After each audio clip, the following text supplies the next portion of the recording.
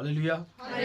आइए खुदा के खूबसूरत कलाम में से पढ़ेंगे मुकाशवा की किताब, उसका 11वां बाब और उसकी 15 आयत से लेकर हम बाब के एंड तक यानी कि 19वीं आयत तक खुदा के कलाम में से पढ़ेंगे। मुकाशवा की किताब, उसका 11वां बाब और उसकी 15 आयत से लेकर 19वीं आयत तक खुदा के कलाम में से। खुदावंद के कलाम में यूँ लिखा है, और जब सातवें फरिश्ता ने नरसिंगा फूंका तो आसमान पर बड़ी आवाजें इस मजमून की पैदा हुई कि दुनिया की बादशाही हमारे खुदावंद और उसके मसीह की हो गई और वो अब्दुल-आबाद बादशाही करेगा। और 24 बुजुर्गों ने जो खुदा के सामने अपने अपने तख्त पर बैठे थे मुंह के बल गिरकर खुदा को सिजदा किया और ये कहा कि आए खुदावंद खुदा कादरे मुतलिक जो है और जो था, हम तेरा शुक्र करते हैं क्योंकि तूने अपनी बड़ी कुदरत को हाथ में लेकर बादशाही की और कौमों को गुस्सा आया और तेरा गजब नाजिल हुआ और वो वक्त आ पहुंचा है कि मुर्दों का इंसाफ किया जाए और तेरे बंदों, नबियों और मुकद्दसों और उन छोटों बड़ों को जो तेरे नाम से डरते हैं अजर दिया जाए और जमीन के तबाह करने वालों को तबाह किया जाए। और खुदा का जो मकदिस आसमान पर है वो खोला गया और उसके मकदिस में उसके अहद का संदूक दिखाई दिया और बिजलियां और आवाजें और गरजें पैदा हुई और भूचाल आया और बड़े ओले पड़े। आमीन। आमीन। खुदा इस कलाम के वसीले हम सबको बरकत बख्शे। आइए सब तशरीफ रखिए। सब बोलेंगे हालेलुया, हालेलुया। खुदा की शुक्रगुजारी करते हैं आज सुबह एक बार फिर से अपने खुदा के हुजूर जमा होने के लिए और इस नहायत ही अच्छे दिन के लिए जो खुदा ने हम सब की ज़िंदगी में दिया ताकि हम अपने खुदा के हुजूर जमा हो सकें। आमीन। मुकाशवा की किताब में से हमारा सिलसिला जारी है, इसको हम सीख पा रहे हैं और पिछले इतवार में जो पैगाम दिया गया था उसमें हमें 1 साल कंप्लीट हो गया था कि हमने मुकाशवा की स्टडी स्टार्ट की है और आज दूसरे साल का पहला पैगाम है। आज दूसरे साल का पहला पैगाम यानी कि 53 नंबर पैगाम है जिसको सुनने के लिए, सीखने के लिए मैं और आप यहाँ पर मौजूद हैं। आमीन। रात को कितने लोग थे यहाँ पर? रात को कोई बात याद है किसी को? रात को क्या पैगाम हुआ है जी? मजूसियों के बारे में था कि जो बादशाह पैदा हुआ है वो कहाँ है। मजूसियों के बारे में, मजूसियों का एक सवाल था कि वो बादशाह जो पैदा हुआ है वो कहाँ है। यहूदियों का बादशाह जो पैदा हुआ है वो कहाँ है? यहूदियों का बादशाह जो पैदा हुआ वो कहाँ है? तो यहूदियों का बादशाह हमारे यहाँ तो पैदा हो नहीं सकता क्योंकि वो यहूदियों में ही पैदा होगा। क्या ख्याल है? यहूदियों का बादशाह यहूदियों में पैदा हो सकता है, अगर कोई यहूदी नहीं है उनमें वो पैदा हो भी नहीं सकता है। आमीन। क्योंकि हम ओवरऑल पूरी दुनिया में जब देखते हैं तो जितने भी क्रिश्चियनिटी के अंदर लोग हैं, क्रिश्चियन हैं, उनके यहाँ जितने बच्चे पैदा होते हैं वो पैदा होते ही क्रिश्चियन होते हैं। पैदा होते ही क्रिश्चियन, मसीह नहीं कह रहा हूं मैं, क्रिश्चियन कह रहा हूं, मैं मसीही नहीं कह रहा हूं। क्योंकि मसीही होने के लिए आपको क्रिश्चियनिटी से निकलना पड़ता है, आपको यीशु में आना पड़ता है, आपको मसीह को पहनना पड़ता है, आपको मसीह के मुताबिक चलना पड़ता है। ओवरऑल जितने भी क्रिश्चियनिटी में बच्चे पैदा होते हैं वो सारे क्रिश्चियन होते हैं क्योंकि वो शनाख्ती कार्ड के ऊपर क्रिश्चियन लिखा होता है या मसीह लिखा होता है। मैं उसकी बात नहीं करता हूं, मैं जो अंदर वाली बात है उसकी बात कर रहा हूं कि क्रिश्चियन कहलवाना और मसीही होने में जमीन आसमान का फर्क है। क्योंकि क्रिश्चियन जो होते हैं वो सिर्फ शनाख्ती कार्ड की हद तक होते हैं। क्रिश्चियन जो होते हैं वो शनाख्ती कार्ड की हद तक होते हैं क्योंकि उन्होंने किसी नौकरी में जाना है तो बताना जी हम मसीही होते हैं, ऑफिस में जाना है तो मसीही होते हैं, बाहर कोई पूछेगा तुम्हारा मजहब क्या है तो बताएंगे जी हम मसीही हैं। लेकिन ऐसे मसीह होते नहीं है। मसीही वो होते हैं जो मसीह को पहन लेते हैं। मसीह वो होते हैं जो मसीह को पहन लेते हैं। और मसीह को पहनना, तौबा करना, यीशु मसीह के नाम में पानी से बपतिस्मा लेना और रूहुल कुदस पाना, अगर तो किसी ने रूहुल कुदस पा लिया है तो वो कह सकता है कि मैं मसीही हूं। आमीन। मैं मसीही हूं। मसीही का मतलब मसीह को मानने वाला, मसीह को और जो मसीह की एक भी ना मानता हो, जो मसीह की अपने आप को क्रिश्चियन कहलवा सकता है पर वो मसीही नहीं हो सकता है, क्योंकि मसीही वही हैं जो मसीह की जिंदगी के मुताबिक जिंदगी बसर करते हैं। आमीन। तो हमारा टॉपिक बड़ा खूबसूरत है। ये पिछले इतवार भी हमने पढ़ा था 15वीं आयत को, तो आज इसको मुमकिन है कि हम इसको कवर कर लेंगे इस चैप्टर को, और उसके बाद मुमकिन है कि हम अगली दफ़ा आगे निकल जाएं। तो भी खुदा की मर्जी पूरी होगी, हमारी नहीं, क्योंकि खुदा की जो मर्जी होती है वो पूरी होकर रहती है। क्योंकि लिखा है इंसान के दिल में बहुत से मंसूबे होते हैं, इंसान के दिल में बहुत से मंसूबे होते हैं, मगर इरादा खुदा का कायम रहता है। खुदा का जो इरादा होता है, इंसान अपनी तरफ से बड़ी तदबीरें करता है, अपनी तरफ से बड़ा कुछ सोचता है। और बाइबल ने बताया कि जी जुबान का जो जवाब है वो खुदा की तरफ से है। इंसान अपनी तरफ से बड़ी तदबीरें करता है, बड़े मनसूबाबंदी करता है, लेकिन वो सारी फेल रहती है, क्योंकि लिखा है कि इंसान के दिल के ख्याल सदा, तो ये बुरे कामों को खुदा अंजाम होने नहीं देता है। बुरे मंसूबे कभी भी कामयाब नहीं हो सकते। जितनी मर्जी प्लानिंग बंदा कर ले, बुरी कामयाब खुदा नहीं होने देता है। हाँ, जब खुदा किसी को जहन्नम के लिए छोड़ देता है फिर वो कामयाब होने देता है। चलो ठीक है, क्योंकि लिखा हुआ है बाइबल में, ऐसी आयत लिखी हुई है कि खुदावन से वो कौन है जो खुदावन से डरेगा? वो कौन है? खुदावन उसको उसी राह की तालीम देगा जो वो चाहता है। खुदावन उसे उसी राह की तालीम देगा जो वो चाहता है। कब? जब कोई खुदा को छोड़ दे या समझ लग जाए कि वो फाइनल है, ये जहन्नम में जाएगा, ये खुदा की हजूरी में जाने से कैंसिल हो चुका है, फिर खुदा छोड़ देता है। फिर इंसान बड़े बड़े मंसूबे, गंदे मंसूबे में भी कामयाब रहता है, और वो मोहर होती है कि ये बंदा खुदा की बादशाही का बंदा नहीं है। अगर आपके बुरे मंसूबे कामयाब हो जाएं तो समझ ले आप खुदा के बंदे नहीं है, ये फाइनल है। क्योंकि जब इरादा खुदा का पूरा होता है तो वो बात खुदा की तरफ से कायम होती है, और फिर वही बात जो इरादा खुदा करता है जब वो पूरा होता है फिर इंसान बाबरकत होता है। आमीन। क्योंकि मंसूबे, इरादे, मतलब दोनों तरह से इंसान करता है, लेकिन मैंने कहा इरादा सिर्फ खुदा का कायम होता है। खुदा जो कह देता है वो हो जाता है। इंसान चाह कर भी उसके खिलाफ चल कर भी कामयाब नहीं हो सकता है। आमीन। हम जितनी मर्जी कोशिश कर लें खुदा के खिलाफ चलना है, अगर तो हम खुदा की बादशाही के फर्जंद हैं, अगर तो हम खुदा की बादशाही के, वो हमें खींच कर भी ले आएगा। हमें, आपको याद है सलीब के ऊपर क्या हुआ? सलीब के ऊपर क्या हुआ? सारी जिंदगी डाकू चोरियां करता रहा, बदकारी में पड़ा रहा, लेकिन आखिरकार क्या हुआ? क्योंकि खुदा ने उसे खींचना था, आखिरी लम्हे में भी उसे खींचकर अपने पास ले गया। पर जिसको शैतान मुकर्रर कर लेता है, आखिरी लम्हे में भी उसे खींचकर अपने पास ले जाता है।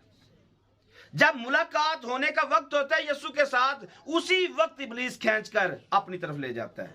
मेरी मुराद उस दूसरे डाकू से है जिसको सलीब पर खींचकर वो अपने साथ जहन्नम के अंदर ले गया। वक्त था, एन वक्त के ऊपर, जब यीशु के साथ मुलाकात करके अभी मर जाएंगे, मरने के अगले ही लम्हे फिरदौस में होगा, ठीक उस लम्हे में जाकर उसने इब्लीस का साथ दिया और इब्लीस उसे खींचकर अपनी तरफ ले गया, और यहूदा इस्करियोती भी गुनाह के अंदर मर गया। वो डाकू भी गुनाह के अंदर मर गया। लम्हा था, वो वक्त था कि जब खुदा की बादशाही उस जिंदगी के अंदर आ जाती।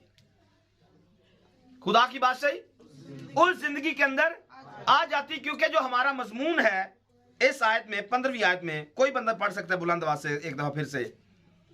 और जब सातवें फरिश्ता ने नरसिंगा फूंका सातवें फरिश्ते ने नरसिंगा फूंका तो आसमान पर बड़ी आवाजें आसमान पर बड़ी आवाजें इस मजमून की पैदा हुई कौन सा मजमून आया जी? कि दुनिया की बादशाही दुनिया की बादशाही हमारे खुदा दुनिया की बादशाही हमारे खुदावंद और उसके मसीह की हो गई और वो अब्दुल आबाद बादशाही करेगा। आमीन। तो आज हम इसी बादशाही पर ही बात करने वाले हैं। बादशाही, अब्दुल आबाद बादशाही किसकी है? अब्दुल आबाद बादशाही बताइए। हमारे खुदावंद और उसके मसीह की है। बाकी अगर कोई बादशाही कायम होती भी है तो वो चंद दिनों की मेहमान होती है। वो बादशाही चंद दिनों की मेहमान होती है, उसके बाद सिर्फ रोना धोना होता है।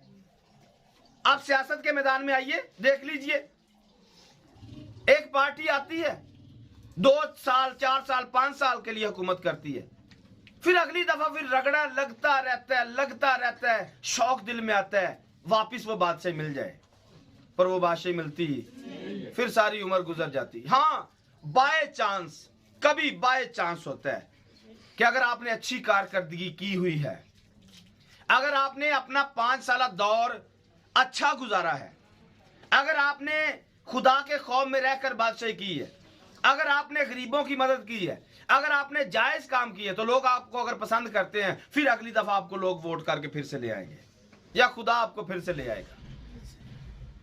लेकिन अगर आप कारकर्दगी भी अच्छी ना करें और कहे जी दूसरी दफा फिर से मुझे बादशाही मिल जाए, तो ये सिर्फ शौक ही रहता है, ये बादशाही दोबारा मिलती नहीं है। इंसान इस जमीन पर आता है, उम्र कितनी है? 70 साल 80 साल, कुव्वत हो तो 80 साल के बाद ये कचरा है। अगर यीशु को कबूल ना किया तो, अगर उसने खुदा की बादशाही को अपनी जिंदगी के ऊपर ना लिया, तो 70-80 सालों के बाद ये कीड़े ही खाएंगे इसको, इसके अलावा कुछ भी नहीं। इंसान वापस मट्टी से जब निकला तो मट्टी में ये वापस फिर से चला जाएगा। अगर यीशु को ना माना, अगर खुदावंद और उसके मसीह की बादशाही को अपनी जिंदगी पर अप्लाई ना किया। आमीन। तो इल्मी तौर पर छोटी सी एक बात है, ये सिलसिला जो छठे नरसिंगे का है, ये नामे बाब से स्टार्ट होता है। नामे बाब की 13 नंबर आयत से देखिए, यहां पर छठा नरसिंगा है और इसके बाद फिर 10वां बाब शुरू होता है। 10वें बाब से लेकर 11वें बाब की 14 नंबर आयत तक, इसमें एक गैप है। नरसिंगों का बजना बंद हो गया है। आज हमारे पास 7वां या 7वां नरसिंगा है। 7वें नरसिंगे को लिखा गया, 7वें फरिश्ता ने नरसिंगा फूंका तो आसमान पर बड़ी आवाजें इस मजमून की। ऐसा क्यों हुआ? आप सोच सकते हैं ऐसा क्यों हुआ? 7वां नरसिंगा फूंका गया है, 6 नरसिंगे पहले फूंके गए हैं। 6 नरसिंगे पहले फूंके गए हैं। नहीं कोई नरसिंगा फूंकते, मतलब कोई आवाज नहीं ऐसी आई है, कोई खुशी नहीं आई है, कोई ऐसा वहां पर आसमान पर जश्न नहीं हुआ। वजह क्यों? क्योंकि अभी तक बादशाही जो है वो खुदावंद की नहीं है। अभी तक बादशाही खुदावंद की बादशाही जब मसीह की और उसके खुदावंद की और मसीह की होगी, तब ही ललकार आएगी, तब ही आसमान पर मजमून पढ़ाया जाएगा, सुनाया जाएगा। अदरवाइज मुमकिन नहीं है।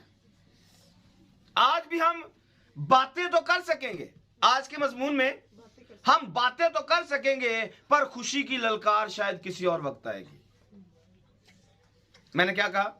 मैं पूरे होश के साथ बात कर रहा हूं।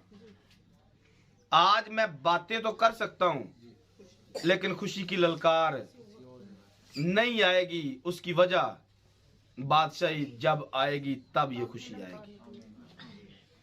क्योंकि आज मैं देखता हूं कि बादशाही इबलीस की है। आज बादशाही इबलीस की है, और जब तक इबलीस की बादशाही होती है, गम तकलीफ के सिवा कुछ नहीं होता है। उदासी के सिवा, गमगीनी के सिवा, रोने के सिवा कुछ भी नहीं होता है। उजाड़पन के सिवा, तरीकी के सिवा कुछ नहीं होता है, मातम के सिवा कुछ नहीं होता है। आज जिंदगियों में यही रोना धोना चल रहा है। मैंने कहा मैं बातें सुना सकता हूं, लेकिन खुशी की आवाज नहीं आएगी। हाँ, खुशी आएगी जरूर, खुशी लेकिन तब आएगी जब बादशाही खुदावंद की आएगी। इबलीस की बादशाही में सिर्फ दुख और तकलीफ है। इबलीस की बादशाही में सिर्फ दुख और तकलीफ है। जब बंदा खुदा की बादशाही में होता है, बंदा खुश होता है।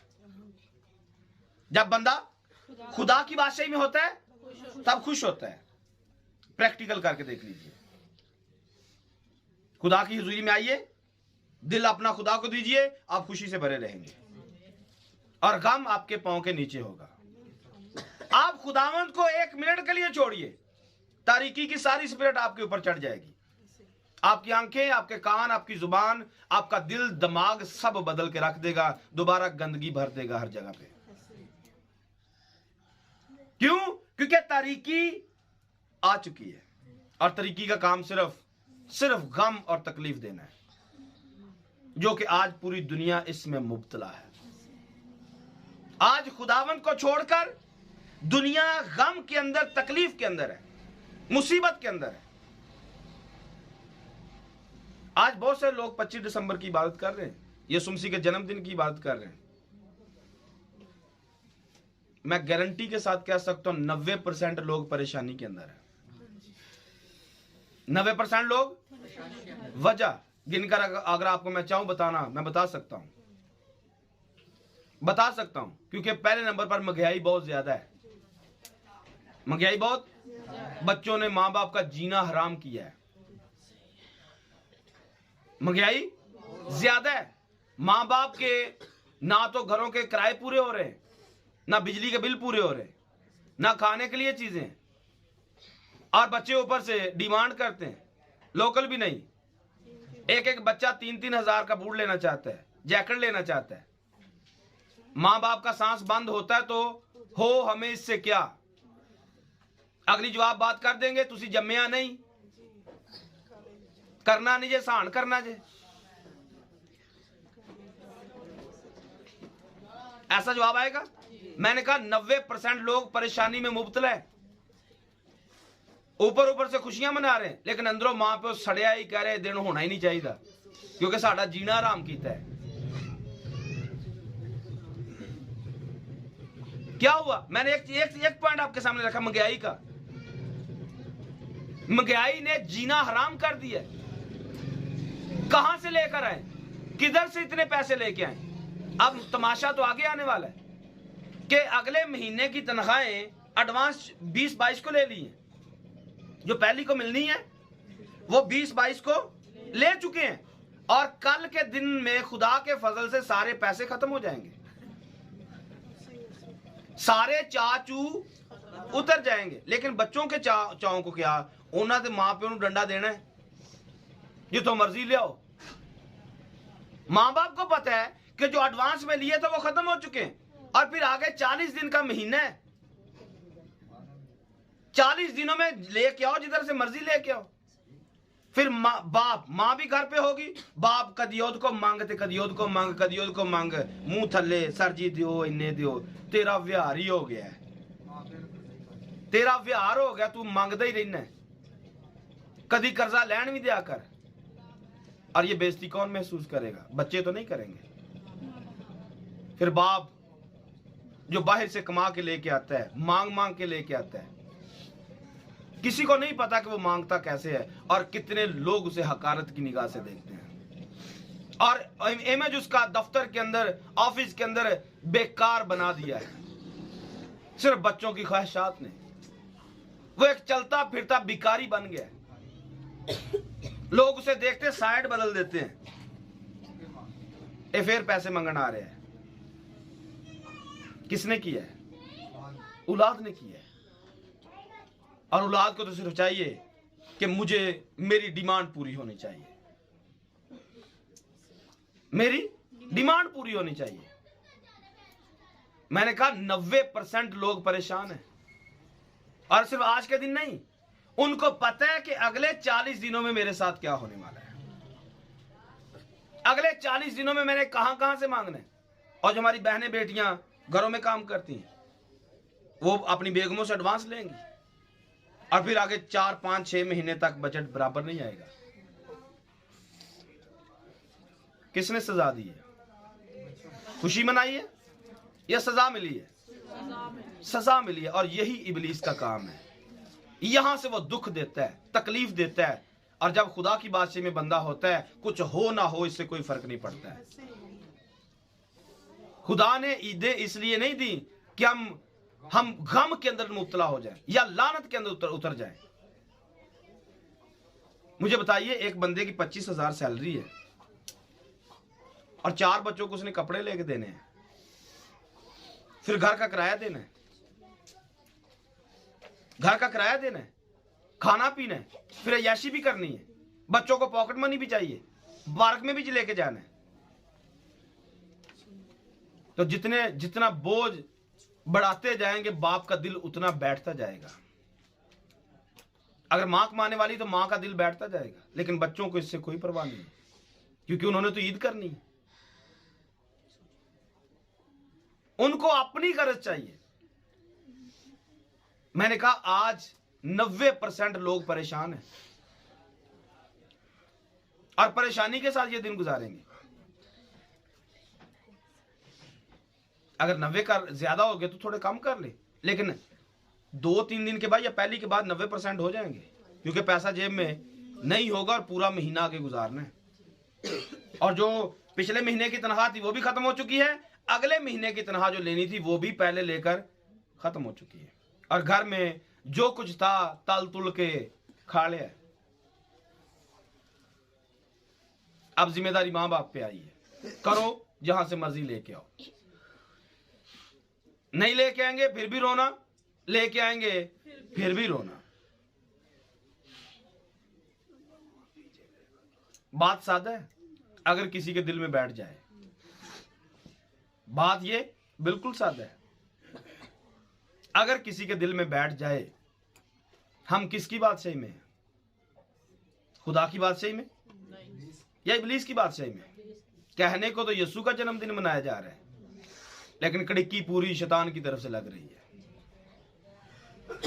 जो आपने पूरा साल मिल मिला के कुछ अपना सांस सौखा किया था, इस महीने में आते ही फिर से टैटो टैट। तो बादशाही किसकी है? यीशु की है? नहीं, बादशाही इब्लीस की है। याकूब ने ऐसे नहीं लिखा, खुदा किसी को नहीं आजमाता है, खुदा किसी को नहीं आजमाता। इंसान अपनी ख्वाहिशों में खिंचा चला फंसा जाता है, अपनी ख्वाहिशों में खिंचकर फंसकर आजमाया जाता है। तो देखना है आपने अगले महीने में कितने लोग खिंचते हैं और कितने फंसते हैं और कितने आजमाए जाते हैं। तो ये आजमाइश खुदा की तरफ से नहीं है, ये वाली आजमाइश खुदा की तरफ से नहीं आने वाली है, ये बंदों ने खुद तजवीज की है। सुलेमान लिखते हैं, खुदा ने तो इंसान को रास्त पैदा किया था, पर इंसान ने अपने लिए बहुत सी बंदिशें तजवीज कर ली हैं।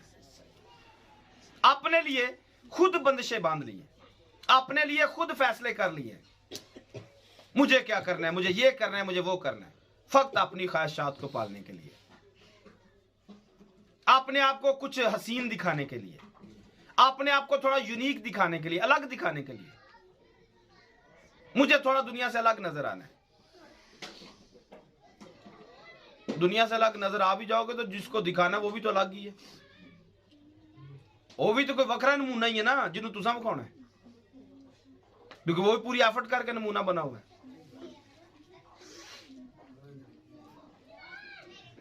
तो हर बंदा क्या कर रहा है? अपने आप को यूनिक दिखाना चाहता है, कुछ अलग दिखाना चाहता है। और किसको राजी करना चाहता है? खुदा को, इब्लीस को।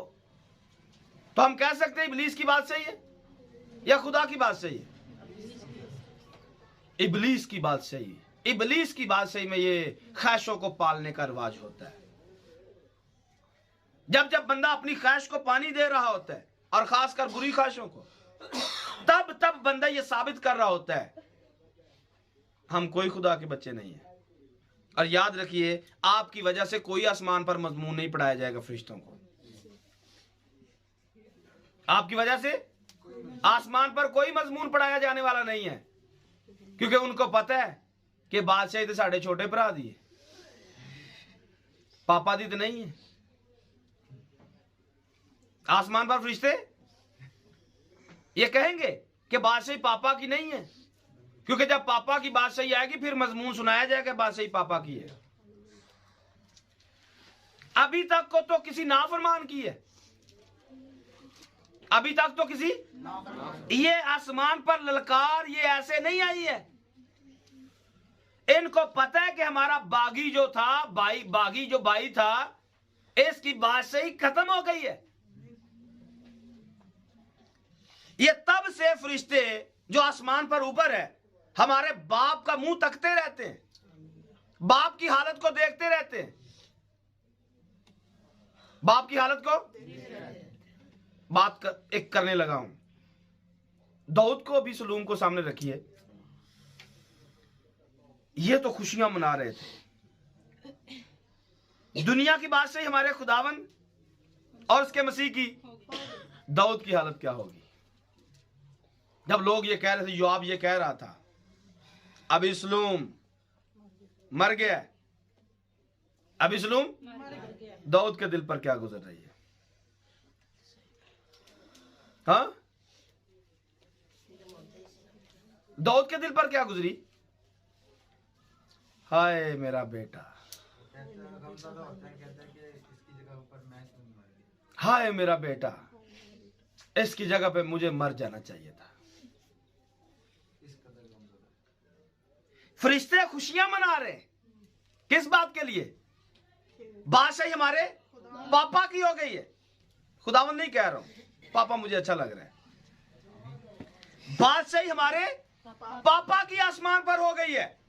क्यों? क्योंकि जो हमारे बाप के खिलाफ था आज खत्म हो गया। जिसने हमारे बाप के खिलाफ सर उठाया था, उसकी बादशाही में बगावत डाली थी, आज वो बागी फना कर दिया गया है। जश्न इस बात का है, फरिश्ते इस बात का जश्न मनाते हैं, आज इसका सर्वनाश हो गया है। क्योंकि बड़ी मुद्दत से इस बात का इंतजार कर रहे थे। जब से इसने बगावत की, जब से ये बाप के खिलाफ खड़ा हुआ है, जब से ये किसी के साथ मिलकर बाप के लिए दुश्मनी पाल कर बैठा हुआ है, तब से इस आसमान के ऊपर बादशाही में गड़बड़ आ गई है।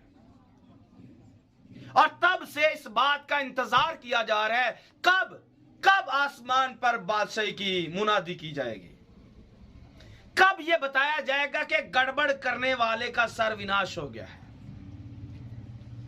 फरिश्ते इस बात का इंतजार कर रहे हैं, वो बाप का मुंह देखते रहते हैं, कब ये बागी इसको खत्म किया जाएगा और आसमान पर हमारे मसीह की बादशाही आएगी।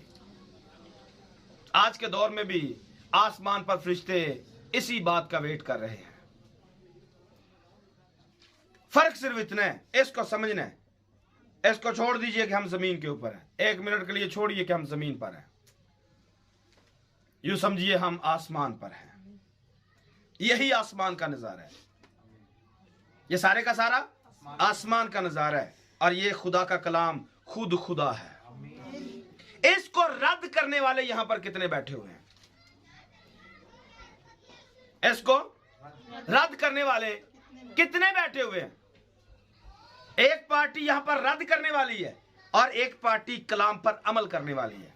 तो इस कॉन्सेप्ट में देखिए, जो पार्टी रद्द कर रही है और एक पार्टी अमल कर रही है, अमल करने वाले इस इंतजार के अंदर हैं कि ये रद्द करने वाले कब इनका सर्वनाश होगा और कब ये हमारे खुदावंद के कदमों में झुकेंगे, कब ये इस कलाम के साथ खड़े होंगे, कब इनकी अकड़ टूटेगी, कब इब्लीस मुर्दा होगा और कब ये मानेंगे हम गलत थे, कब ये इकरार करेंगे कि हमने पाप किया, हमने बाप के खिलाफ बगावत की है, हमने खुदा के घर का निजाम तबाह किया है। कब जाकर ये अपनी गलती को मानेंगे और खुदा के सामने झुकेंगे? जब तक ये हो नहीं जाएगा तब तक इस जगह का निजाम दुरुस्त हो नहीं सकेगा। मैंने कहा मैं बातें सुना सकता हूं, लेकिन खुशी की खबर किसी और दिन आएगी। खुशी की खबर अभी भी हो सकता है, पैगाम सुनकर भी अभी हो सकता है, अभी के अभी ये नरसिंगा बजाया जा सकता है, अभी के अभी ये हमारी जिंदगी में पूरा हो सकता है। हम कह सकते हैं आज के बाद हमने इब्लीस को तर्क कर दिया है। मेरी जिंदगी पर, हमारे खानदान पर, हमारी कांग्रीगेशन के अंदर, इस इलाके के अंदर बादशाही हमारे खुदा की है। फिर ना सिर्फ यहां पर खुशियां होंगी बल्कि आसमान पर खुशियां होंगी। लेकिन ये इब्लीस छोड़ता नहीं है, ये इब्लीस छोड़ता नहीं है, इतनी जल्दी छोड़ता नहीं है। बच्चे सांप के हों और वो जल्दी छोड़ दे, ऐसा मुमकिन नहीं है। बच्चे सांप के हों छोड़ दे, ऐसा मुमकिन नहीं है। हाँ मुमकिन है, लेकिन देर लगती है। क्योंकि मैंने बताया बनी इस्राएल कौम जब निकल के आए थे तो ये पीछा करता है, बताया था ये नहीं, ये पीछे आता है। और हमने कहा था इसको आने दो, इसको ये गर्क होने के लिए आ रहा है। तो मैं अपनी आंखों से देख पा रहा हूं, बेचारा गर्क हो रहा है। बेचारा कह रहा हूं क्योंकि वो बेचारा है, क्योंकि मेरे यीशु ने उसका सर कुचला हुआ है। बादशाही हमारे खुदावंद और उसके मसीह की है, ये कुछ नहीं कर सकता। याद रखिए दुनिया के अंदर दो किस्म की बादशाही हैं। दुनिया के अंदर दो बादशाही हैं। पहली बादशाही देखिए, आमीन हम करते हैं इस बात पर कि बादशाही खुदा की है, लेकिन इसके साथ जमीन पर एक बादशाह खुदा के खिलाफ खड़ा होता है। पैदाइश की किताब में आइए 10वें बाब में, और उसकी नावी ऐसे पढ़िए जी, बल्कि नावी को, हाँ नावी से पढ़ दीजिए। खुदावन के सामने वो एक शिकारी खुदावंत के सामने वो एक शिकारी सूरमा हुआ है, इसलिए ये मसल चली कि खुदावंत के सामने नमरूद सा शिकारी सूरमा, और उसकी बादशाही की इब्तदा मुल्के सिनार में बाबुल और इराक और अकाद और कलना से हुई। आमीन। तो ये एक बादशाही कायम की गई है। खुदा की बादशाही तो पूरी दुनिया के अंदर है। खुदा की बादशाही आसमान पर भी खुदा की बादशाही है, लेकिन इस बादशाही के खिलाफ किसी दुश्मन ने काम किया है, एक अलग से बादशाही मुकर्रर की है। और ये अलग से बादशाही मुकर्रर करने वाला पहला शख्स जमीन के ऊपर नमरूद है। पहला शख्स कौन है? नमरूद है। इस नमरूद को समझिए, बड़े बड़े ध्यान से बात को पकड़ना है। ये नमरूद सिर्फ नाम का नमरूद है, हकीकत में ये शैतान है। हकीकत में इसको जब लिखा गया कि ये शिकारी सूर में, तो शिकार किसका करता है? ये रूहों का शिकार करता है, क्योंकि इब्लीस रूहों का शिकार करता है। आसमान पर रूहों का उसने शिकार किया और अपनी दुम के साथ 1/3 फरिश्ते जमीन पर गिरा दिए। क्या किया? अपनी दुम के साथ। मैं यहां पर आपको कहना चाहता हूं, आपको आगाह करना चाहता हूं, यहां पर हम जितने लोग हैं, इब्लीस अपनी पूंछ से 1/3, अगर हम यहां पर 10 लोग हैं तो 10 में से 3 वो खींच कर ले जाएगा। अगर आप मोहतात हो गए तो बच सकते हैं। मोहतात हो गए तो हाँ, चोर के बारे में जब पता चल जाए कि चोर किस वक्त चोरी करने आएगा, तो मालिक जागता रहता है। आगे जागना आपकी मर्जी है। मैंने कहा अगर हम 10 खानदान यहां पर मौजूद हैं तो 10 में से 3 तो गए। 10 में 3 तो, क्योंकि 1/3 तीसरा हिस्सा तो खींच कर ले जाएगा। तो मोहतात होना है, इस बात के लिए मोहतात होना है कि वो खींच कर ले जाता है अपनी बादशाही के अंदर। तो मैंने आपको बताया ये पहला बादशाह है, यह पहली बादशाह ये जो खुदा के खिलाफ खड़ी कर दी गई है। खुदा मालिक है, खुदा खालिक है, हर चीज का बादशाह हमारा खुदा है, पर यह नमरूद खुदा के खिलाफ खड़ा होता है और खुदा के खिलाफ बाबुल के अंदर अपनी बादशाहत को कायम करता है। आप मेरी बात सुन रहे हैं? कहां पर बादशाही कायम करते हैं? ये बाबुल के अंदर करता है। और बाबुल का मतलब क्या है? सारे बोलिए। पीछे वालों को नहीं आता है? बाबुल का मतलब क्या है? जहां पर इख्तलाफ होता है समझ लें बादशाही किसी दूसरे की है। जहां पर इख्तलाफ हो बादशाही कोई दूसरा कर रहा है भाई, बादशाही कोई दूसरा कर रहा है, क्योंकि जब खुदा की बादशाही होती है बोली एक होती है। अभी हम थोड़ी देर पहले गा रहे थे क्या? जदों रूहे पाक आके मंडलाउंदा बोलियां बदल दियां ने, तो जदों भा भी आउंदा है ना तो उदों भी बदल दियां ने। जब बड़ा भाई आता है या पापा कह ले, जब पापा आता है फिर बंदा माँ बाप के खिलाफ जाता है और माँ बाप बच्चों के खिलाफ जाता है और हम सारे मिल्क मिला के खुदा के खिलाफ जाते हैं। वो भी बोलियां चेंज कर देता है। हम यस की जगह पे नो और नो की जगह पे यस करते हैं, क्योंकि वो बड़ा भाई आ गया जो बोली चेंज कर देता है। और याद रखिए गैर जुबानें जो खुदा की बोली वो तो ईमानदारों को ही समझ में आती है। ये भी एक फर्क है। मैंने क्या कहा? गैर जुबान जब वो बोली जाती है तो वो सिर्फ ईमानदारों को समझ आती है, पर जब ये पा आता है, जब ये आता है फिर सब ईमानदारों गैर ईमानदारों को सबको पता चल रहा होता है आगे है। जब ये बोलियां बदलते हैं फिर सब पर जाहिर होता है आ चुका है, क्योंकि बंदा गालों गाली तो फिर पूरे महल्ले को पता लगता चौधरी आ गया है। फिर बंदा गुस्से में तो फिरके में, जुदाइयों में, बिदतों में खिलाफ चलता है, कलाम के खिलाफ चलता है, फिर वाजे पता चलता है आया हुआ है। आज चक्कर लगाओ क्यों एल्डर साहब?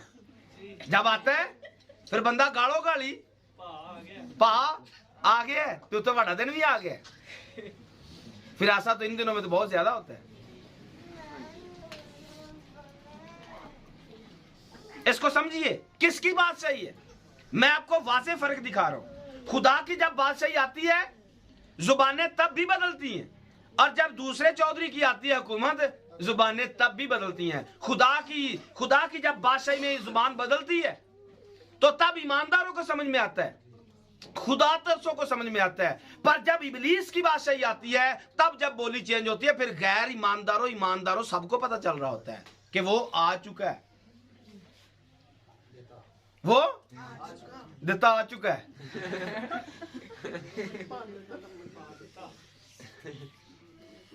क्योंकि वो दे देता है ना। चलो भाई मौजा करो। तो कई स्कीना समीना बिगड़ जानियां जब मामलात होते हैं फिर क्या कुछ हो जाता है, क्योंकि वो आ जाता है। तो बादशाही को समझना, बादशाही किसकी है? इस मजमून की बादशाही सुनाने के लिए फरिश्तों को कितना वेट करना पड़ता है। आसमान पर मजमून क्या चलेगा? बादशाही हमारे और उसके, मैंने कहा ये खुदा के खिलाफ बादशाही कायम करता है। तो मैंने दो चीजें आपके सामने रख दी हैं। खुदा की बादशाही जब कायम होती है फिर क्या होता है, और जब इबलीस की बादशाही कायम होती है फिर क्या होता है। दोनों की निशानियां वाज़े आपके सामने हैं। समझे हमारी जिंदगी में किसकी बादशाही है, कौन हमारे ऊपर हुकूमत कर रहा है, कौन हमें लीड कर रहा है। तो आप इसको थोड़ा सा आगे मूव करके भी जा सकते हैं। यीशु मसीह पर, यह पहले भी मैंने बात सुनाई हुई है, यीशु मसीह जब इस जमीन पर आते और अपनी खिदमत का आगाज करते हैं, जब यीशु मसीह ने अपनी जमीनी खिदमत का आगाज किया तो मुनादी कहां से स्टार्ट की? तौबा करो क्योंकि आसमान की बादशाही, ऐसा ही बोला है, तौबा करो क्योंकि आसमान की बादशाही नजदीक आ गई। तो बादशाही का जिक्र वहां पर यीशु ने कर दिया कि बादशाही नजदीक आ गई है। और करना क्या पड़ेगा? तौबा। अगर आप भी चाहते हैं कि मजमून ये सुना दिया जाए, बादशाही का मजमून, तौबा कर ले क्योंकि बादशाही नजदीक है। बादशाही नजदीक आ गई है। हम बादशाही के बिल्कुल किनारे पर खड़े हैं। अब तो आंख झपकने की देर है। अभी के अभी हम यहां पे, अगले लम्हे में हम वहां पे। और ऐसा होता है जब वक्त निकल जाता है, फिर बंदा यही कहता रहता है, पता नहीं क्यों यासी, पता ही नहीं चला। मान लेते तो अच्छा था। और जब तक कोई समझा रहा होता है फिर समझ आती नहीं है। हाँ, वो तो कंफर्म है कि समझना नहीं चाहते। मैं कह रहा हूं कि जब ये वक्त निकल जाता है, कोरा अबीराम दातन के पास अब वक्त नहीं रहा क्योंकि वो जमीन के अंदर जा चुके हैं। जमीन के, जब जमीन फटी और मूसा के खिलाफ खड़े हुए, तब वक्त था। तब मूसा कह रहा था ये भाई हैं, ये भाई हैं, क्योंकि वो लावी की नस्ल से थे। मूसा भी वहां से था। मूसा नहीं चाहता था कि कोरा, अबीराम और दातन मारे जाए या उनका घराना मारा जाए। लेकिन जब कोरा, अबीराम, दातन ने बगावत करने से बाज ना आए, तो मूसा के मुंह से लफ्ज निकल गए कि अगर वैसा ही हादसा जैसा दूसरों पे होता है तुम्हारे साथ हो, तो फिर खुदा ने मेरे साथ बात नहीं की है। क्या हुआ? अगले ही लम्हे में जमीन फटेगी और वो जीते जी पाताल में उतार दिए जाएंगे। अब इनके पास वक्त नहीं है। अब इनके पास टाइम, मौका नहीं बचा कि ये बच सकें, ये फरियाद कर सकें। आप सिर्फ सोच सकते हैं। उस अमीर शख्स को भी आप देख सकते हैं जो पानी की एक बूंद के लिए तरसता है। अब इसके पास चांस नहीं रहा। अब इसके पास मौका नहीं है कि ये एक बूंद पानी अपने अंदर मंगवा सके। क्यों? क्योंकि वक्त जाया कर दिया। जब लाजर वहां पर चिल्ला रहा था, लाजर वहां पर गरीबी में, पस्ती में, मफलसी में जिंदगी बसर कर रहा था, टुकड़े खाकर पेट भर रहा था, तब इसको समझ में नहीं आया। शायद हमारा भी यही हाल हो चुका है। अब तो शायद हमें समझ में नहीं आता है, अब तो समझ में नहीं आ रहा है। लेकिन एक वक्त जब आएगा, जब वक्त गुजर जाएगा, शायद फिर हम सोचेंगे कि अगर खुदा की बादशाही के अंदर चले जाते तो अच्छा था। हमारे पास से ये गुजर कर जा रही थी और हम इसमें नहीं बैठ सके। नूह के दौर में लोग ये जरूर तस्वर करते होंगे कि बाबा सही कल पंडिया सी, मेरी तरफ देख सकते, बाबा सही कल पंडिया सी, अगर वो तो कश्ती के अंदर वड़ जाते तो अज बच जाना सी।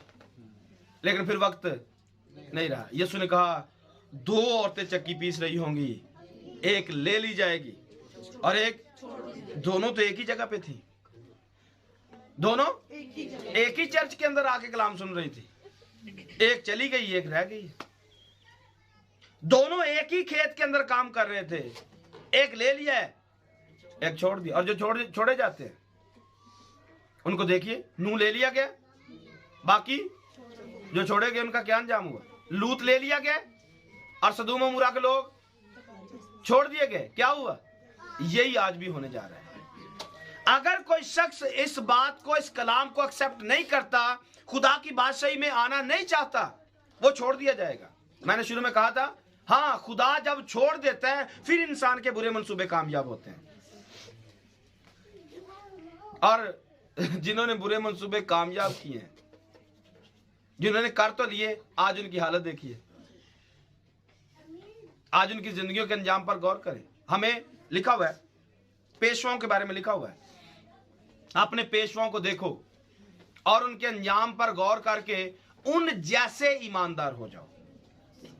अपने पेशवाओं को देखो और उनके अंजाम को, उन पर अंजाम पर गौर करके उन जैसे ईमानदार।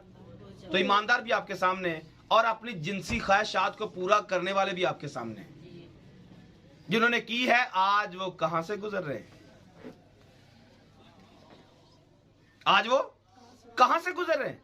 किस हालत से गुजरे? नाम नहीं लूंगा, बात नहीं करूंगा, इशारा काफी है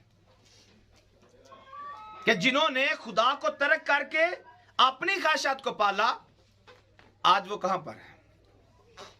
और जो खुदा की मर्जी पर अमल करते रहे, खुदा के लिए अमल करते रहे, जिंदगियों को यीशु के लिए उन्होंने कुर्बान कर दिया, आज वो कहां पर है? वो आसमान की बादशाही के वारिस है। वो इस बादशाही के अंदर काहिन मुकर्रर हो चुके हैं। और जो सिर्फ अपने बुरे मंसूबे कामयाब करके आज बैठे हुए हैं, कोई कहां पर बैठा और कोई कहां पर बैठा हुआ है। यही आखिरकार होता है। यकूब की मिसाल मैंने स्टडी के अंदर करवाई हुई है। यकूब क्या करता है? यकूब ने क्या किया? शादी करने के लिए कहां पर पहुंचा? अपने मामू के घर में। वोटी घर लाया? हाँ, 20 साल ला के बुढ़ी मर गई पर नाल नहीं गई। ऐसा पढ़ाया था? बा वक्त पढ़ाया था, बर वक्त बा मौका बात सुनाई थी और खुदा ने दी थी। यही कुछ होता है जब बंदा मां बाप की नहीं मानता है। यही गिफ्ट आखिर में मिलता है। बुरे मंसूबे कामयाब तो हो जाते हैं, पर उनमें बरकत और सलामती और खुशी नहीं रहती। यही मैं आज आपको बताना चाहता हूं। आज खुदा के खिलाफ हम खड़े होकर बुरे मंसूबों में अगर कामयाब हो जाएंगे, लेकिन बरकत सलामती आपकी जिंदगी में नहीं आएगी। आप इस जगह पे भी जहन्नमी हैं, आने वाले दिनों में भी जहन्नमी है। खुदा की तरफ से रद्द कर दिए गए हैं। अगर जिंदगी है तो मसीह की बादशाहत के अंदर जिंदगी है। अगर जिंदगी है तो मसीह की बादशाही के अंदर जिंदगी है। इसके बाहर सिर्फ मौत है। इसके बाहर सिर्फ रोना धोना है। इसके बाहर सिर्फ आहो नाला है। इसके अलावा कुछ भी नहीं है। इसके अलावा और कुछ भी नहीं है। तो जब यीशु ने, मैंने आपको रखा, जब यीशु ने बादशाह का अपनी मुनादी का आगाज किया, तो इसके साथ साथ इबलीस ने भी अपना आगाज किया। इसके साथ अपना बंदा साथ में शुरू कर दिया।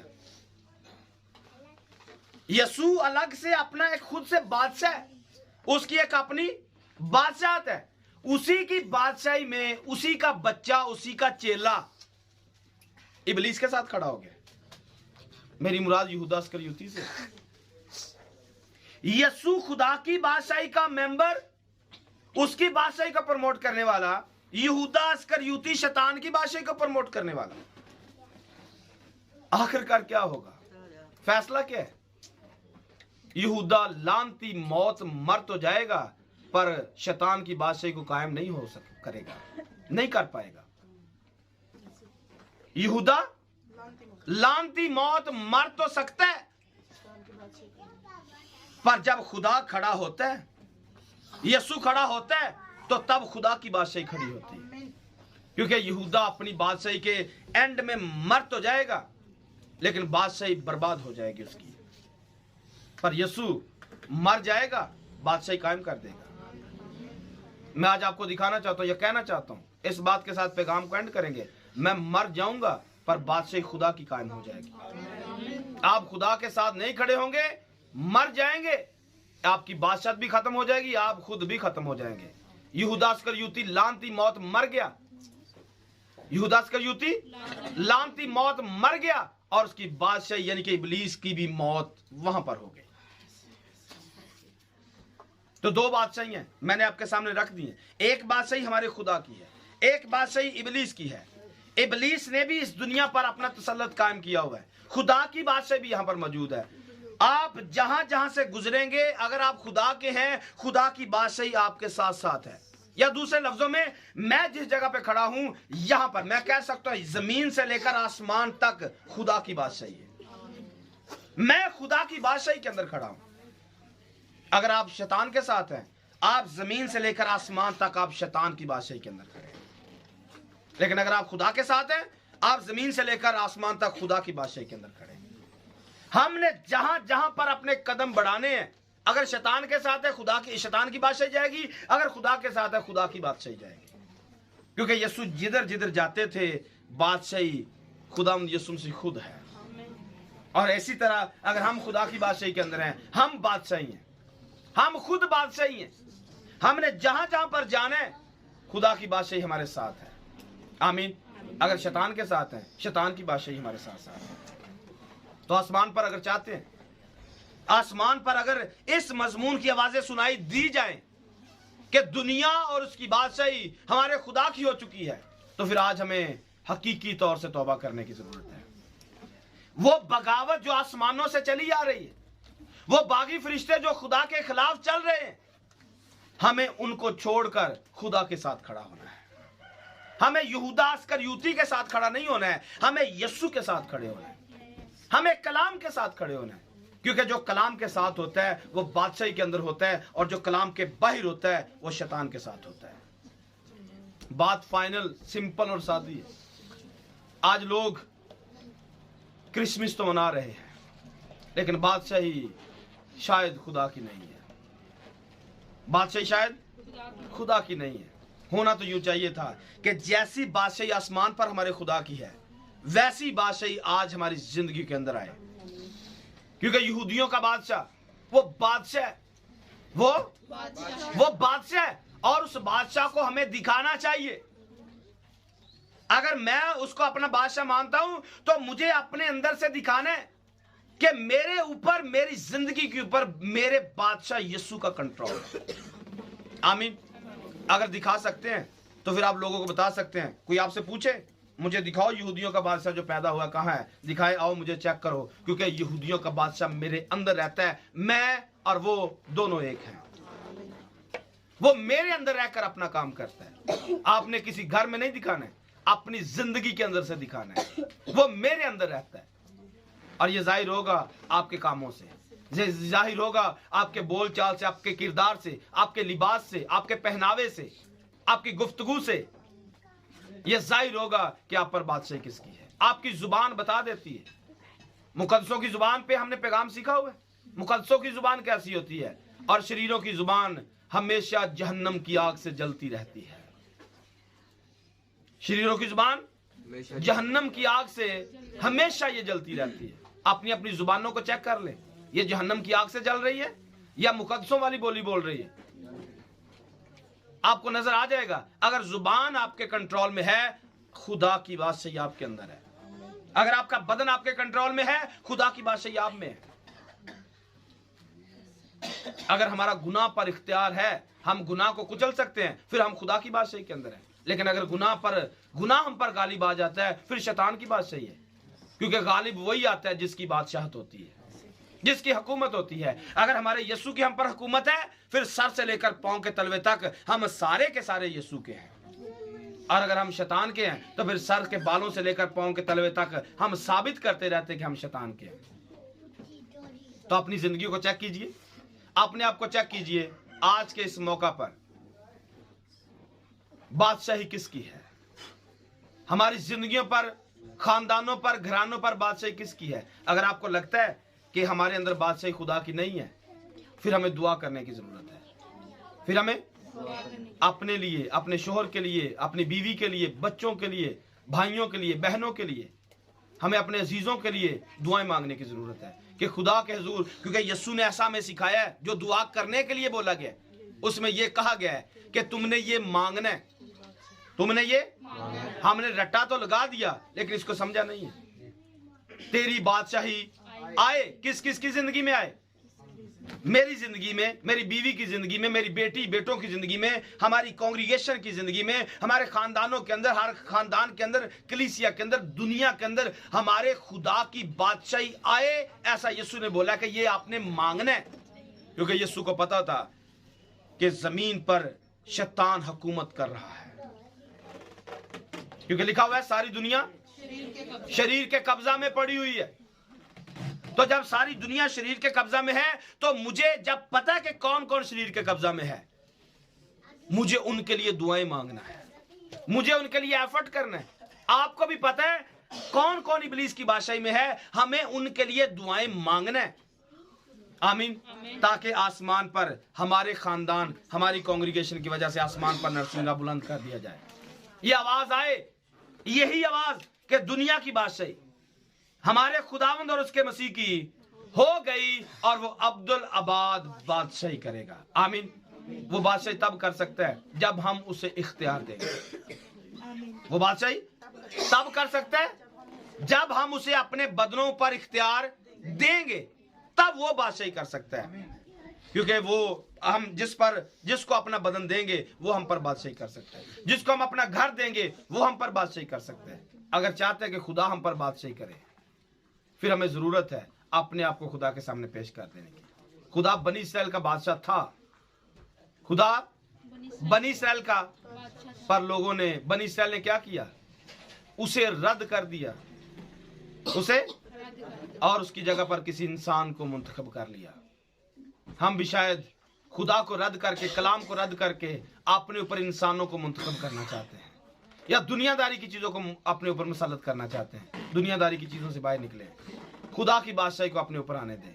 आमीन। अगर आने देंगे फिर ये बादशाही इस जमीन तक नहीं महदूद रहेगी, बल्कि अब्दुल अबाद वो हमारे साथ होगा, हम उसके साथ होंगे। वो हमारा बादशाह होगा, हम उसकी बादशाही होंगे। वो दुल्हा होगा, हम उसकी दुल्हन होंगे। वो बाप होगा, हम उसके बच्चे होंगे। आमीन। अगर चाहते हैं, अभी आपके पास मौका है, क्योंकि सांस है तो चांस है। जब सांस गया फिर चांस भी गया। आइए अपनी आंखें बंद करेंगे, सरों को झुकाएंगे और दुआ करेंगे आज के कलाम के लिए, खुदा की बादशाही के लिए, कि खुदा में तौफीक दे कि हम खुदा की बादशाही में जाने वाले बन सके। God bless you all. Praise the Lord.